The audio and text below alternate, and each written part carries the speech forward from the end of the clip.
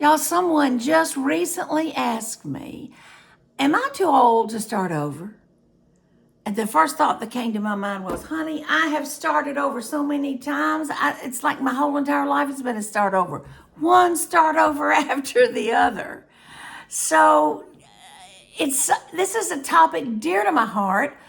I particularly want to investigate what in the world is it like to have to start over 60, 70, 80, and beyond. And let's be honest, it's not the same as if you were 20s, 30s, and 40s. It's a different thing, and that's where we're going today. So y'all buckle up. Come on, it's going to be fun.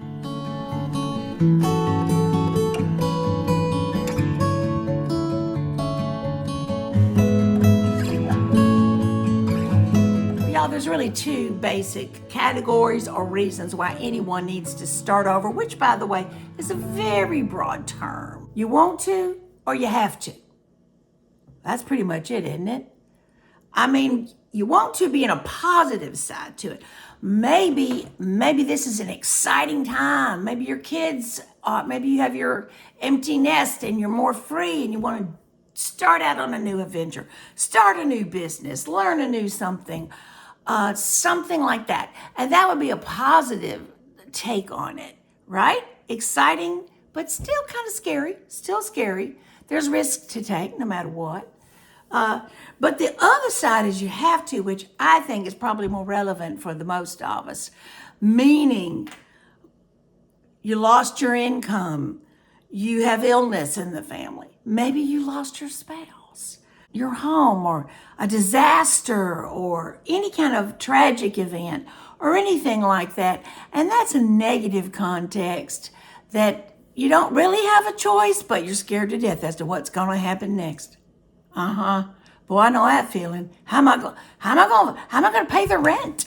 How am I going to pay my mortgage? And how am I going to take care of my husband? And how am I going to do this? So that negatively speaking, that's a harder road to pull, and it can just suck you under if you're not careful. So both of these reasons come at it from a different point of view, but being honest, it takes the same amount of strength, courage, wisdom, and trust to do it, to step out there, particularly in your older years. It's not easy to change when you're 75 or whatever like that. Besides, some of us, I'm 71, but I'm tired of changing. So that's part of it too. But let me offer another point of view. How about a combination of the two, negative and kind of positive? This reason why some people decide to start over or start a new life has to do with what I call personal growth. Maybe you've at a crossroads in your life, and it has been determined by you through whatever means that you need to change your environment. Maybe your lifestyle, your habits, your friends, your activities are not lining up with what you want your life to be or your character to be. And this could be morality, spirituality, whatever. And these kind of reasons are noble. They're hard to come to. Those decisions are hard to come to because you have to relinquish something of the past or something you're used to.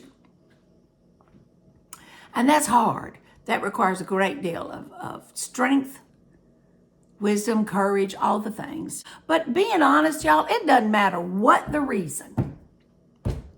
Change, starting over, new adventure, new life is hard the older you get. It just is. It just is. Confidence is not as high as it used to be. There's all kind of factors in play, no matter what the reason is. Well, y'all, I've had to do this multiple times.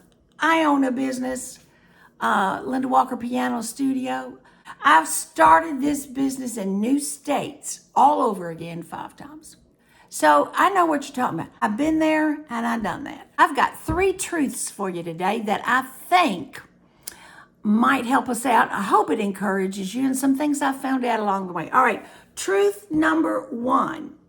God's not finished with you yet. Just because your hands are shaky does not mean God is finished writing through your fingers yet. Just because the world is going by you at a fast pace does not mean that you've lost your purpose or you don't have one anymore. God does not age out his children. So let's just put our age in a box and set it over here. We'll come back to it. Truth number 2.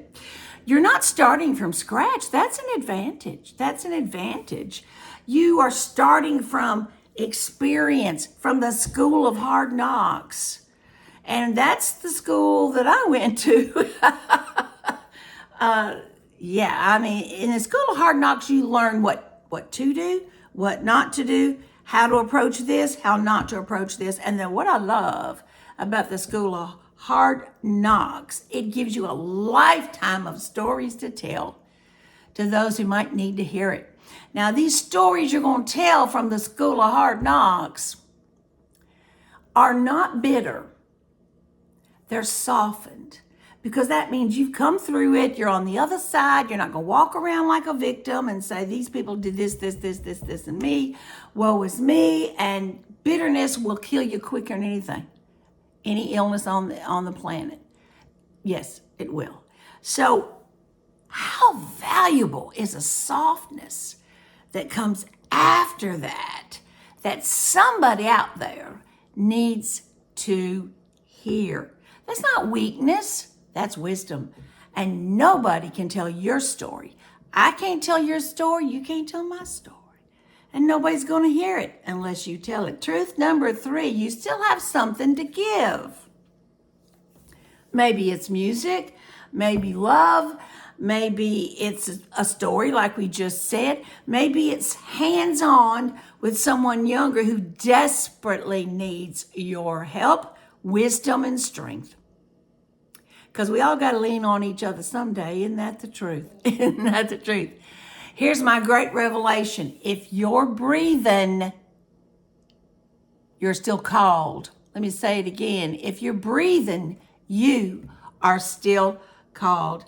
So, are you too old to start over? Let me answer that question for you quite clearly. No, you are not. God's not done. Therefore, you're not done. And the best may be yet to come. The best may be yet to come. So y'all put your foot out there. That's called a step of faith. Go on and do it. And drop me some comments. Let me know what ventures you're walking through or thinking about.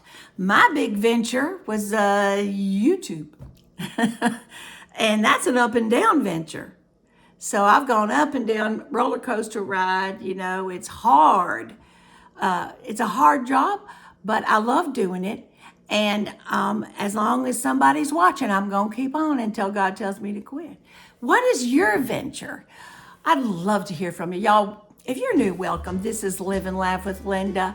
And I give practical tips on how to live your best life, particularly for seniors.